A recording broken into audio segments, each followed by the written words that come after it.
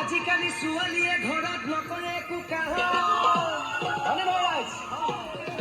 আজিকালি ছোৱালীয়ে ঘৰত নকৰে একো কাম মনে মনে ভাবি থাকে কোন ডেকালৈ যামে চেলাই মইনা কোন কুমদাৰত পাতে চেলাই মইনা কোন কুমদাৰৰ ৰাইজ কি গতি হ'ল শুনক ঐ হাঁহৰ কণী লেতেৰ পেটাৰ পাৰৰ কণী গুণ কি ৰাইজ